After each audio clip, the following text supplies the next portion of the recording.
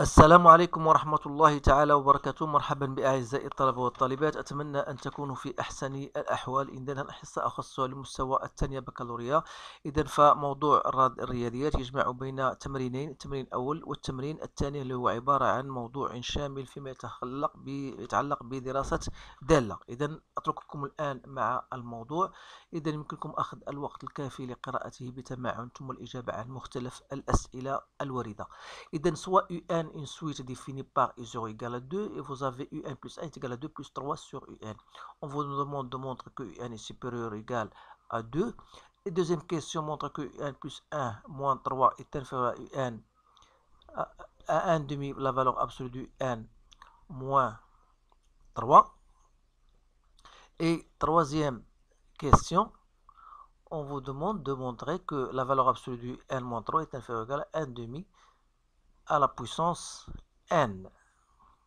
Donc voilà ces questions-là. Pour la deuxième problème, vous avez une fonction à étudier. Montrer que G est strictement croissante sur 0 plus l'infini. Calculer G de 1. Montrer que f de x égale à 1 moins x plus ln de x sur racine de x. On vous donne une autre fonction mère, f de x égale. Alors, déterminer limite en 0 moins, puis interprétation géométrique. Montre que la limite de ln de x sur racine de x en plus l'infini égale à 0, etc. Donc, je vous laisse ce soir de lire toutes les questions et vous allez répondre. Maintenant, je vais passer à la correction. Alors, on se concerne... Donc, première question, voilà. Montrer que, quel que soit n appartenant à n, n est supérieur à 1. Donc, puisque n appartenant à n, donc je vais choisir is n égale à 0. Donc, g i0, c'est quelque chose qui est donné et qui vérifie bien sûr la proposition qu'on vous a donnée, un est supérieur à 2. Alors, donc, il est vrai. Donc, qu'est-ce qu'on va dire? Tout simplement, on va dire que, supposons que UN est supérieur ou égal à 2. Et montrons qu'il est vrai pour UN plus 1. Alors, à partir de, pour montrer cela, il suffit de montrer que UN plus 1 moins 2 est supérieur à 0. Or, UN plus 1 moins 2, d'après son expression, est égal à 3 sur UN. Et comme 3 sur UN, UN étant, on a dit, il est supérieur à 2, donc il est supérieur à 0, ce qui implique que UN plus 1 moins 2, il est aussi supérieur ou bien supérieur ou égal à 0. C'est-à-dire que UN plus 1, donc il est supérieur à 2. C'est bien ça. Donc, tout simplement parce que UN il est supérieur à 0. Alors, deuxième question, montrer que la valeur absolue n plus 1 moins 3 est inférieure ou égale à 1 demi un moins 3. Alors, qu'est-ce qu'on va faire pour cela? Donc, on doit d'abord calculer un plus 1 moins 3. C'est égal à 2 plus 3 sur un moins 3. Donc, c'est 3 sur un moins 1. Donc, c'est 3 moins un sur un. Alors, le fait que un plus 1 moins 3 en valeur absolue sera égal à quoi? Sera égal à la valeur absolue de 3 moins un sur un. N'oubliez pas que un il est positif. Donc, et d'après l'expression de la valeur absolue, donc je sais que bien que ça n'est autre que la valeur absolue de un moins 3 sur un. Alors, d'après, on a dit que un il est supérieur ou égal à 2, c'est-à-dire que 1 sur un, il est inférieur à 1 demi. Alors, cela veut dire tout simplement que un moins 3 sur un, il est donc inférieur à 1 demi, puisque 1 sur 1 est inférieur à 1 demi, et il me reste un moins 3. Et par conséquent, donc un plus 1 moins 3, il est bien inférieur à 1 demi, un moins 3. Donc voilà la réponse à cette question. Donc je passe maintenant à le raisonnement par récurrence. Alors on va montrer que un moins 3 est inférieur à 1 égal à 1 demi à la puissance n. Alors pour n égale à 0, on a u0 moins 3 est égal à la valeur de moins 1 est égal à 1. Donc, si je calcule 1 demi à la puissance 0, c'était bien égal à 1. Donc, on a même résultat. Donc, on a bien vérifié que 0 moins 3 est inférieur à 1 demi à la puissance 0. Donc, il est vrai. Donc, de la même manière, on dit, supposons que un moins 3 est inférieur à 1 demi à la puissance n. Et on va montrer que un plus 1 moins 3 est inférieur à 1 demi à la puissance n plus 1. Alors, on a un plus 1 moins 3, il est déjà, d'après la question précédente, il est inférieur à un moins 3, 1 demi fois un. Donc, c'est-à-dire inférieur à 1 demi.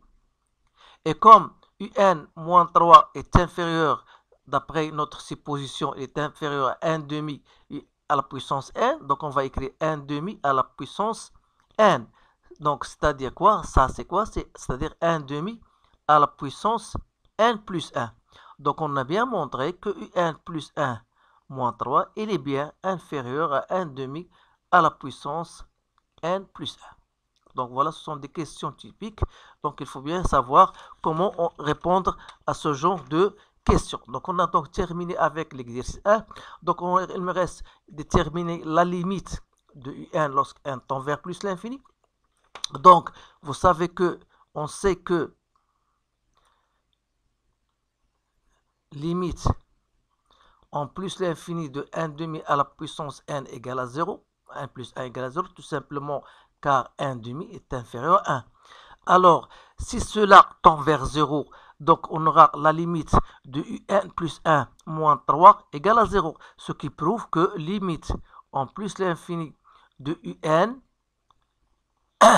parce que un normalement est inférieur, donc on va raisonner tout simplement sur un à la puissance 1 demi à la puissance n, parce qu'on voudrait voir la limite de ça. Donc ça veut dire que la limite de n en plus l'infini est égale à 3. علاش؟ لأنه ça tend vers 0, donc la limite de un moins 3 ça tend vers 0, ça veut dire que la limite de n ça tend vers 3. Donc voilà la question, bien la réponse à la dernière question. Maintenant on va passer au problème concernant la fonction. Alors, première question était de montrer que f est strictement croissante. Alors pour cela, donc on doit calculer la dérivée, sachant que la fonction g est une fonction dérivable puisqu'il est composé de fonctions dérivables. Alors on aura g' de x égale à 2, je la fais directement, donc là, en appliquant la relation de la dérivation, donc x sur 2 racine de x, plus 1 sur x. Donc ça va me donner 2 fois racine de x plus racine de x sur 2, plus 1 sur x, ou plutôt 2 fois 3 racines de x sur 2 plus 1 sur x. Généralement, j'aurai donc g' de x égale 3 racines de x plus 1 sur x, x étant strictement supérieur à 0, donc ça veut dire que g' est positif, et par conséquent, donc g est strictement croissante sur l'intervalle 0 plus l'infini. Alors, deuxième question, calculer g de 1. Donc, vous pouvez remarquer que de g est égal à 0. Alors, on va étudier la monotonie, ou bien le signe de la fonction sur l'intervalle 0, 1. Alors, pour ce faire, on doit chercher l'image de 0, 1. Puisque la fonction, elle est strictement croissante, donc la limite de g de x en 0 plus, il faut la chercher, c'est moins l'infini. Et limite de g de x en 1 moins est égale à 0. Donc voilà, ça veut dire quoi? Ça veut dire que quel que soit x appartenant à 0, 1, vous aurez tout simplement g de x appartient à cet intervalle, donc il est inférieur strictement à 0. Alors, il ne me reste sur l'intervalle 1 plus l'infini. Alors, si je mets l'image, ou bien je calcule l'image de cet intervalle, en gardant toujours à mon esprit que la fonction était strictement croissante, alors ça veut dire que quel que soit x appartenant à 1 plus l'infini, g de x appartient à cet intervalle, c'est-à-dire que g de x est strictement supérieur à 0. Alors ceci, on va le garder parce que c'est très intéressant en ce qui concerne la suite de la partie 2. Donc on a répondu donc au signe. Donc, on a terminé. Donc, on va passer maintenant à grand 2. Donc, on va répondre à la question 1, limite de f de x en 0 plus. Donc c'est la limite en 0 plus de 1 moins x plus ln de x. Je peux la mettre de cette manière, fois 1 sur racine de x. Alors je sais bien que ça tend vers plus l'infini, et ça tend vers moins l'infini. Cela est très peu importe, donc ça me donne moins l'infini. Alors cela veut dire que x égale à 0, donc c'est une asymptote verticale. Deuxième question, donc la limite de ln de x sur racine de x en plus l'infini. Donc, je sais bien que je peux l'écrire autrement. Donc, ln de racine de x au carré sur racine de x. Alors, c'est la limite en plus l'infini de 2 ln de racine de x sur racine de x. Donc, je peux poser t égale à racine de x, et quand x tend vers plus l'infini, t tend vers plus l'infini, on aura donc limite de ln de t sur t, donc c'est bien égal à 0. Et par conséquent, limite de f de x en plus l'infini, donc il reste limite de 1 moins x qui est égal à moins l'infini. Alors voilà, on ne faut pas se tarder pour ce genre de questions. On va passer à la question B, calculer limite en plus l'infini de f de x moins 1 moins x.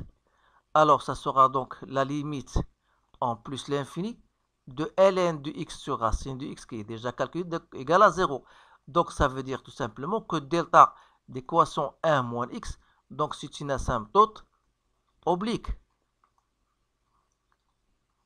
à CF au voisinage, il ne faut pas oublier ça, de plus l'infini. Alors, ceci étant fait, donc on va passer à la question qui suit, c'est la question 3. Étudier la position relative, que cela veut dire. Donc, il faut étudier le signe de f de x moins 1 moins x. Voilà.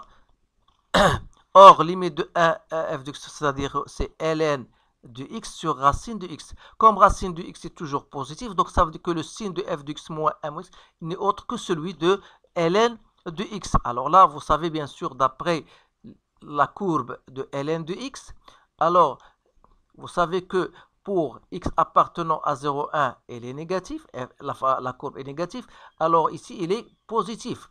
Alors je vais dire tout simplement, si x appartient à 0, 1, j'aurai f de x moins 1 moins m de x, donc sera négatif parce que ln de x sera négatif. Donc voilà, c'est-à-dire que la courbe d'f sera au-dessous de delta.